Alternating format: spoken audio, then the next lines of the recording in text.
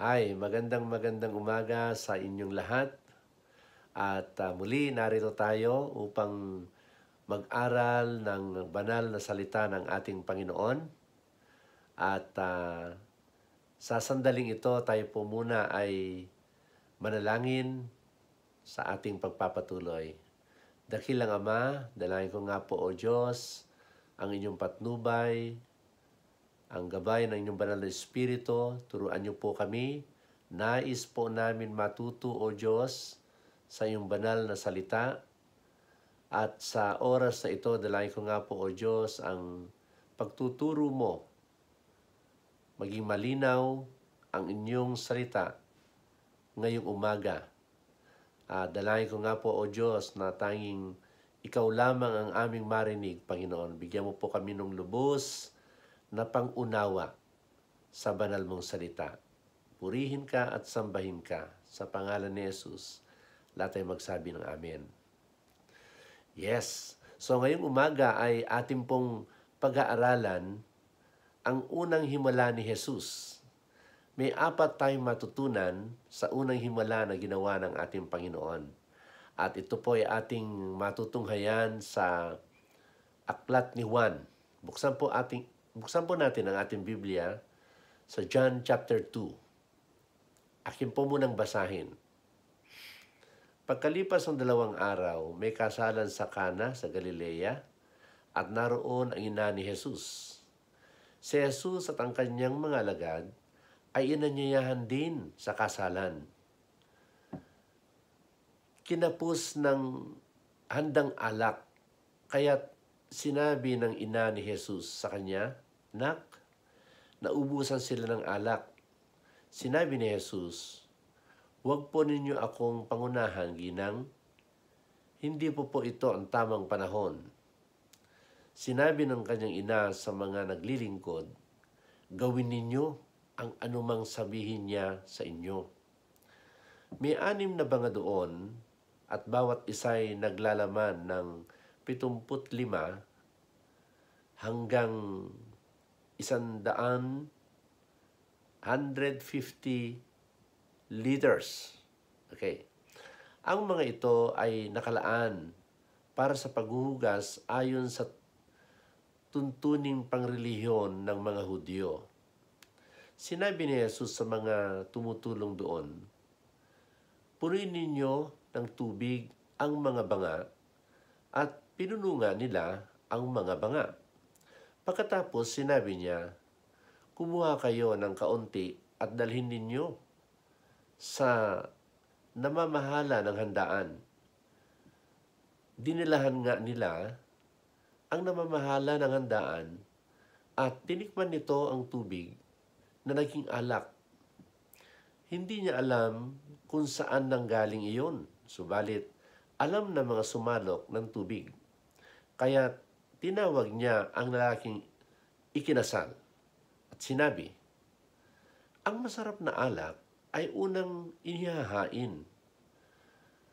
Kapag marami nang nainom ang mga tao, saka inihahain ang mababang uri. Ngunit sa huli ninyo inilabas ang masarap na alak." Ang nangyaring ito sa Kana sa Galilea, ang unang himalang ginawa ni Jesus. Sa pamamagitan nito'y inihayag niya ang kanyang kapangyarihan at nanalig sa kanya ang mga alagad. Pagpalain nawa ng ating Panginoon ang pagkabasa ng kanyang banal na salita. So, ito po yung unang himala na ginawa ng ating Panginoon. At 4 po ang ating matututunan sa himalang ito na ginawa ng ating Panginoon. Unang matutunan po natin ay yung verse 2.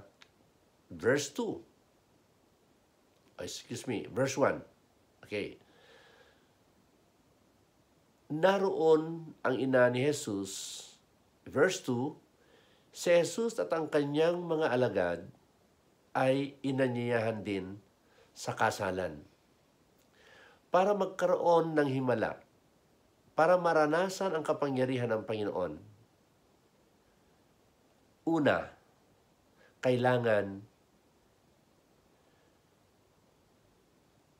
naroon ang ating pag-anyaya sa ating Panginoon, sa ating mga okasyon, sa ating mga buhay, o anuman sitwasyon ng ating buhay. Okay? Sabi dito sa verse 2, si Jesus at ang kanyang ina at ang kanyang mga alagad ay inanyayahan din sa kasalan. Kaya nagkaroon po ng himala because of God's presence. Because of the presence of our Lord Jesus Christ. Okay? Kapag wala ang Panginoon dito, wala pong nangyari. Wala pong nangyaring himala. Ngunit, una, na ating matutunan, inanyayahan nila ang ating Panginoong Hesus sa kanilang okasyon. Okay?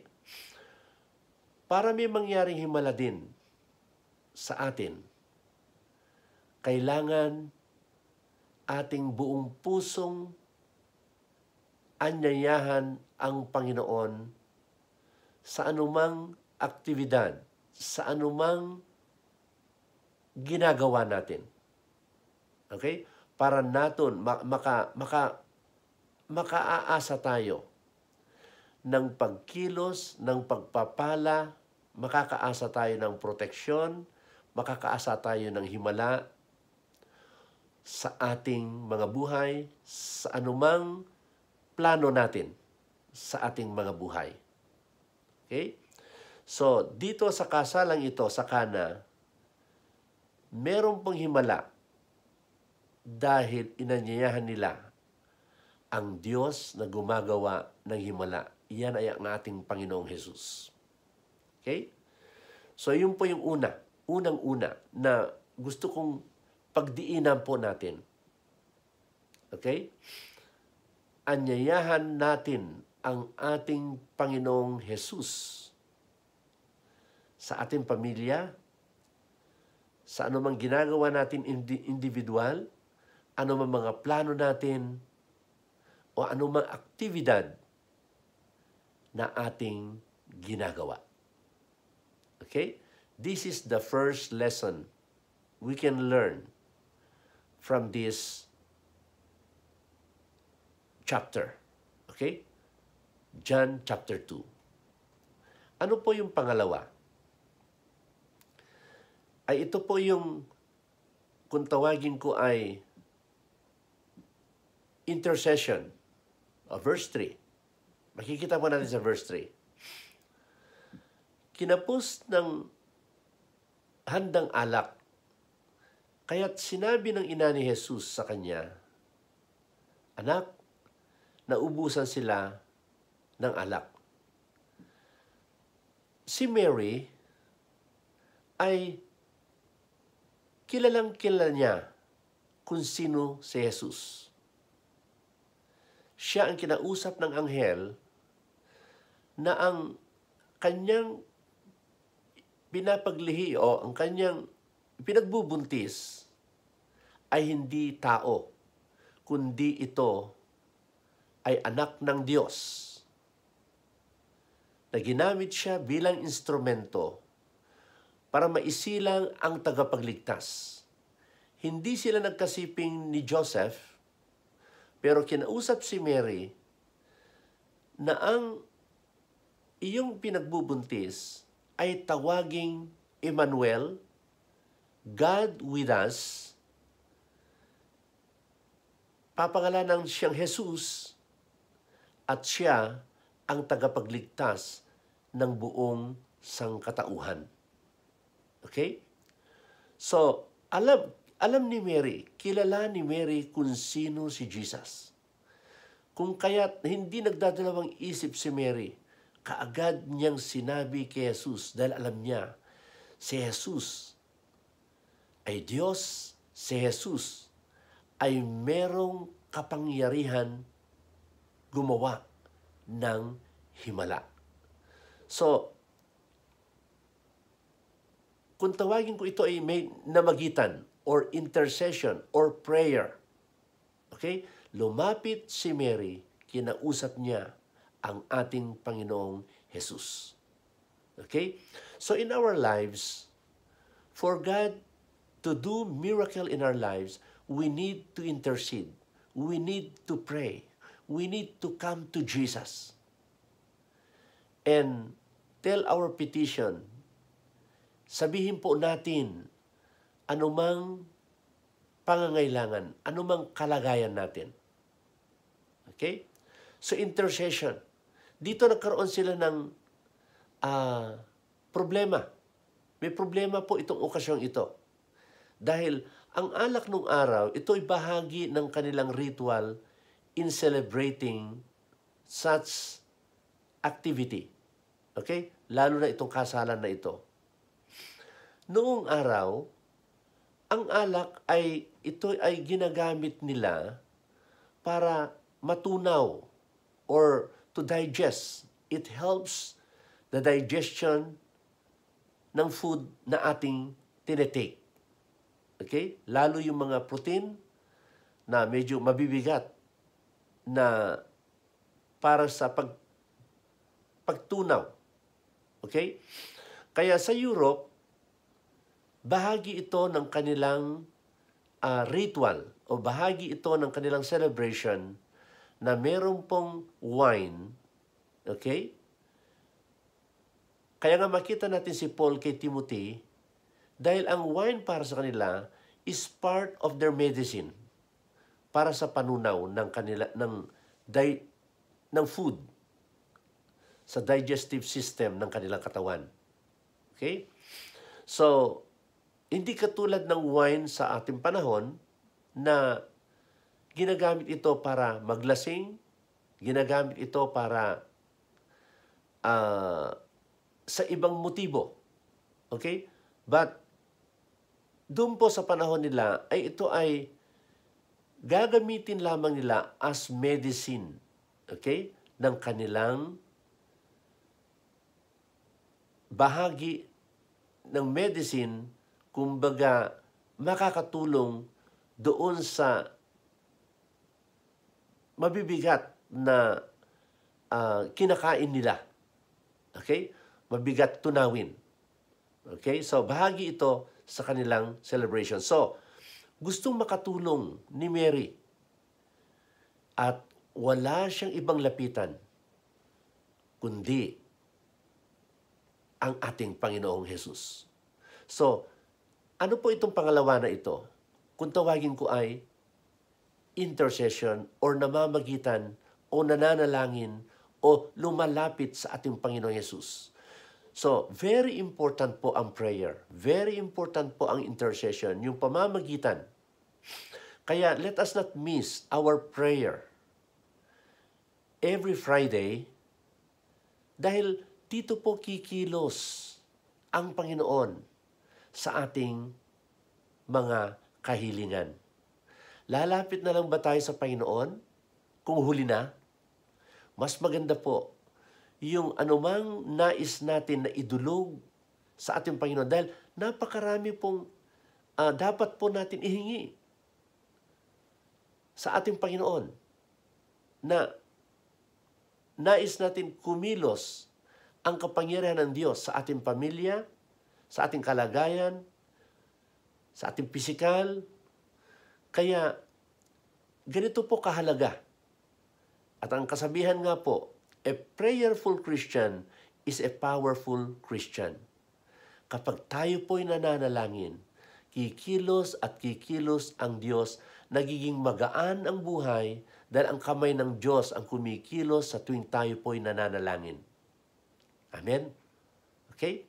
So ito po'y number 2 na message na ating matutunan po dito sa Miracle of Cana. Okay? Number 3 po. Ito po yung verse 4. Sinabi ni Jesus, "Huwag ninyo akong pangunahan, ginang. Hindi po ito ang tamang panahon." So ito po yung pangatlo na lesson na ating matutunan sa Miracle of Cana. Kung tawagin natin ito ay God's timing. Okay? Hindi natin pwede pangungunahan ang ating Panginoon. Kasi ang sabi nga dun sa Ecclesiastes chapter 3 verse 11, in His time, He makes all things beautiful. We know that God is in control.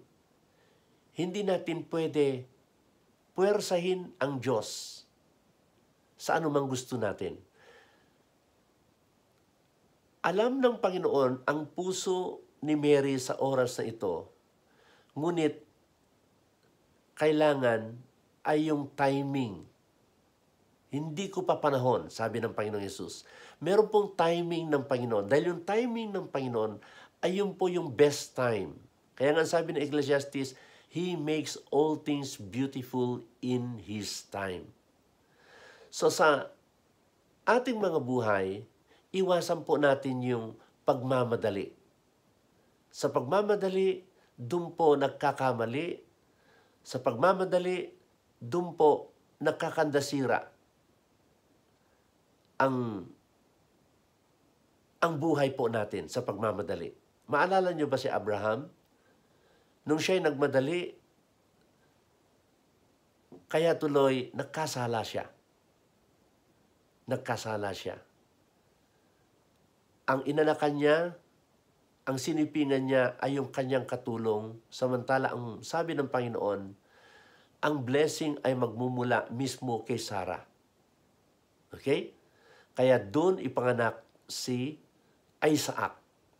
So sa pagmamadali, iwasan po natin ang pagmamadali sa buhay. Let's learn to wait on God's timing. Okay? Napakaganda po, napakahalaga po ito kasi sa panahon natin ngayon ay napakarami po yung opportunity, ngunit kailangan mag-pray po tayo ng God's timing sa anumang tahakin natin sa buhay o anumang kahilingan. Kapag dumaan tayo sa tinatawag na proseso, ayun po yung masarap. Iwasan po natin yung shortcut. Kasi kapag tayo po ay nag-shortcut, hindi po nadaanan yung tamang proseso, kaya kung tawagin natin nagiging hilaw. Okay? Iiyak tayo, pero kasalanan natin kasi nagmamadali po tayo. Amen? So ang matutunan po natin dito na pangatlo is God's timing. Tingnan niyo ang sabi, hindi pa po ito ang tamang panahon. Mismo ang Panginoong Jesus ang nagsabi. Kaya, kung meron tayong prayers na hindi ka agad natugon, huwag ka malulungkot. Huwag ka magtatampo. Okay? Iiwasan po natin yung pagtatampo sa Diyos. Maalala niyo ba si Jonas? Punong-puno siya ng pagtatampo. Makita niyo po na halos bawat chapter dun sa book of Jonas, makikita niyo yung bawat chapter nagtatampo siya. Bawat chapter nagtatampo siya. Kaya, hindi lumago si Jonas. Okay? Kaya tuloy, kung mapapansin niyo sa panahon doon na naituro ko dati sa inyo, yung life of Jonas, ay ang dami siyang naranasang mahahapdi, masasakit sa buhay, kasi nang dahil sa mali po yung nasa kanyang puso. Okay? So, this time, iwasan po natin yung pagmamadali. May sinabi dyan sa Isaias, He that believeth shall not make haste. Kung ikaw ay nananampalataya sa Diyos, hindi ka kailangan magmadali.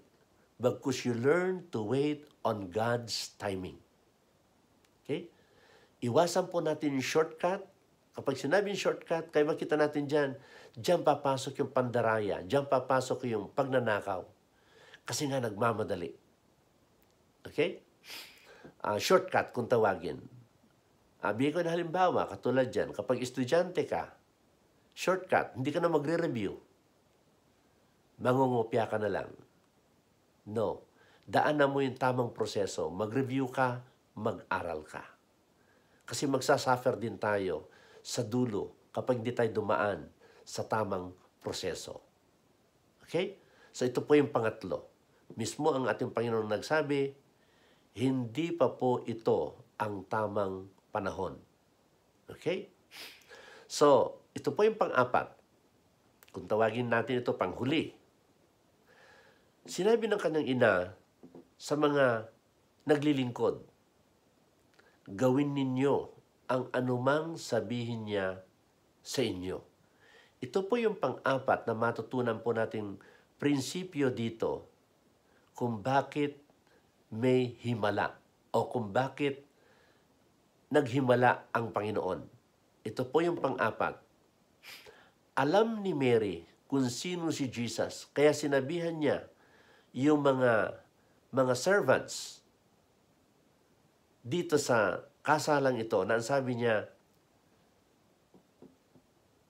gawin ninyo ang anumang sabihin niya sa inyo. Okay? So, ang pang-apat nito is obeying without any complaining or murmuring. Okay? So, kahit makita mo dyan kila Paul, pinapaiwas din nila yung murmuring. Ano ba yung murmuring? Ito yung susunod ka nga, pero daldal ka ng daldal, masama ang loob mo.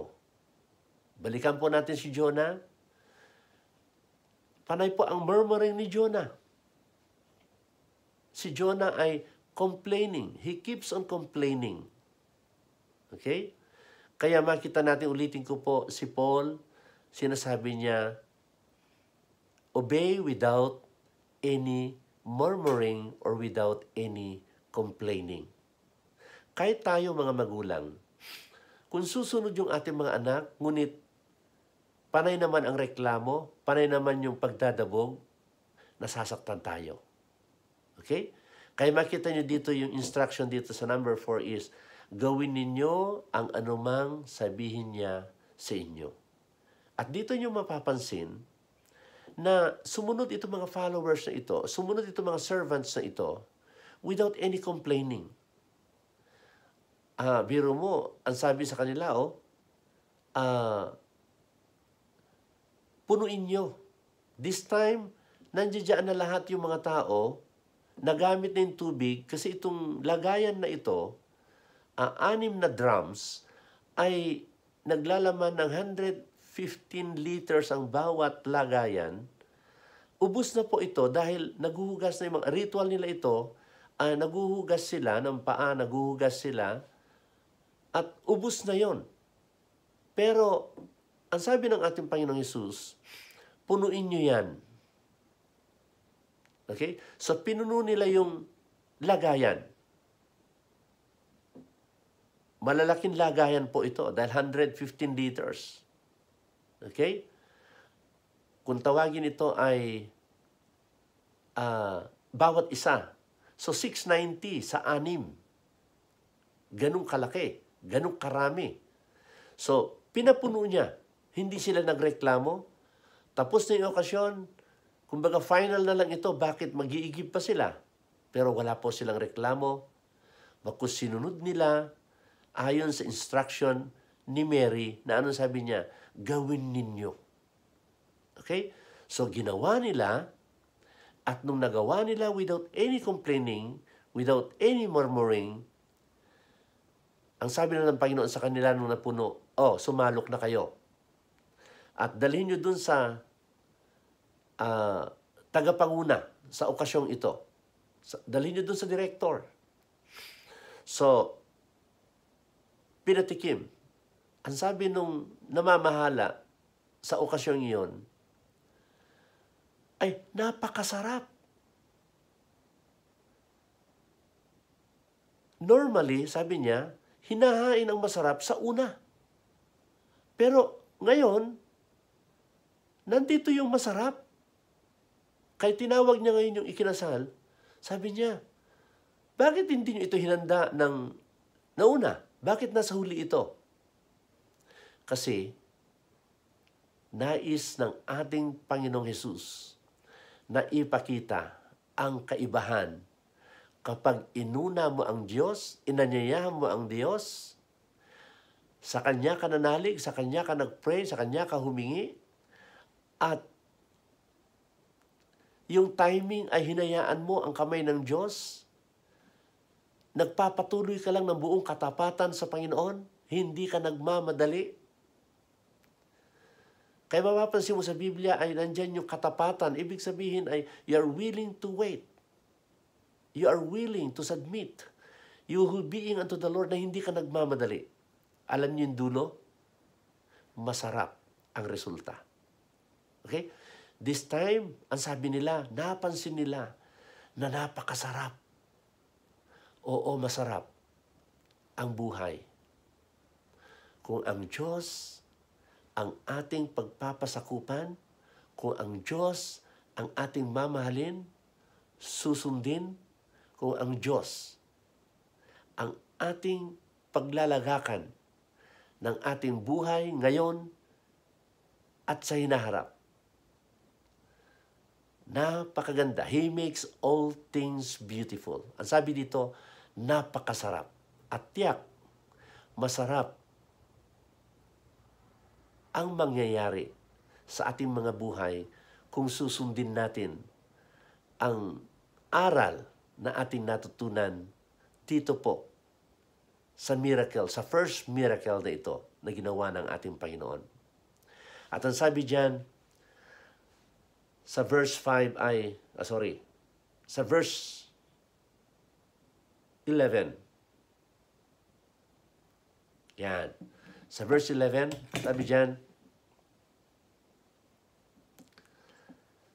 ang nangyaring ito sa Cana, sa Galilea, ang unang himalang ginawa ni Jesus sa pamamagitan nito'y inihayag niya ang kanyang kapangyarihan at nanalig sa kanya ang mga alagad. Sa pamamagitan nito'y inihayag niya ang kanyang kapangyarihan at nanalig sa kanya ang mga alagad. Sa pamamagitan ng miracles na ito, pinakita ng ating Panginoon ang kanyang kapangyarihan at nanalig sa kanya ang mga alagad. Tiyak may himala, tiyak may pagpapala, tiyak na mayroong magandang buhay na mangyayari sa atin. Dahil ipapakita ng ating Panginoon ang kanyang kapangyarihan. Ngunit, kailangan sa bawat himala na gagawin ng Panginoon, sa bawat pagpapala na ating matatamo sa Panginoon, kailangan lumago ang ating pagmamahal, lumago ang ating pananalig. Napakahalaga. Sa bawat karanasan natin sa Panginoon, kailangan magiging lalo tayong tumibay, tumatag. Hindi yung napakarami ka ng answered prayer sa buhay, ngunit hindi ka tumatatag. Napakarami ka ng natutunan, napakarami ka ng naranasan, napakarami ka ng pagdaanan, at marami na rin tayong naranasang himala sa Panginoon. Kailangan ang maging resulta nito sa atin ay tumatag, tumibay ang ating pagmamahal, pananalig, at paglilingkod sa Kanya. Dahil ito ang purpose. He manifested His power so that we will believe in Him. Pagpapalain tayo, maghihimala ang Diyos sa atin. Ngunit kailangan magiging matibay para lalong tumibay, tumatag na kahit anong mangyari sa buhay, sa Kanya tayo lalapit, sa Kanya tayo kakapit. Amen? May natutunan po ba tayo ngayong umaga? Yes. And this is my prayer. Now let us keep on inviting the Lord Jesus Christ in our plans, in our lives, gawin natin siya number 1. Number 2, keep on coming to Him in prayer. Because in prayer, when you keep on asking, you keep on receiving. Anong sabi ni Lord? Kaya kayo hindi nagkakaroon kasi hindi kayo humihingi. So let us not take for granted. Let us attend prayer. And let us always pray. Why? Miracle is about to happen. Huwag lang tayo tatakbo sa Panginoon kapag may disgrasya na. O may malalaking problema. No. Mas masarap kaya yung lumalapit tayo sa Panginoon kahit wala pang sakuna. Namamagitan tayo lagi para sa ating bansa, para sa ating pamilya, para sa ating kamag-anak. Amen? And, number 3, don't force God. Don't force the timing, but let us allow God's timing. Yung handa ka ba magpasakot? Yung sinasabi, yung salitang, let your will be done. Because for sure, sa Kanya tayo lumapit, masarap kapag timing galing sa Panginoon. Iwasan po natin. Tayo nagmamadali. Dahil tsak, papahamak o magkakamali po tayo. Pang-apat, susundin po natin ang salita ng ating Panginoon. Atin pong sundin ang instruction ng Panginoon. Huwag po natin pagsawaan. Bagkus, let us keep on obeying and following the Lord without complaining, without murmuring. And let us fill our hearts always with love. We follow Him because we love Him. Okay? We obey Him because we love Him. And when we do this, for sure, many miracles will happen in your life and in my life. Amen? Let's pray. Father, thank you for your word. Thank you for these lessons. And may this message be a part of our journey, a part of our life, as we journey towards eternity. Lord, pagpalain mo po ang bawat isa na nakapakinig ngayong umaga. Dalangin ko nga po, Lord, maranasan nila ang inyong kapangyarihan. At tiyak mararanasan po namin ito kung susundin po namin ang 4 na lessons na aming narinig o natutunan ngayong umaga. Meet, O God, their needs. Lord Jesus, show forth. At dalangin ko nga po, Lord, na ang himalang ito na iyong ipaparanas sa amin ay para tumatag kami na lalong maglingkod, magmahal sa inyo habang kami ay may buhay. Ito po ang dalangin sa pangalan ni Jesus. Lahat ay magsabi ng Amen. Amen. God bless us all. God bless us all. See you soon. Amen.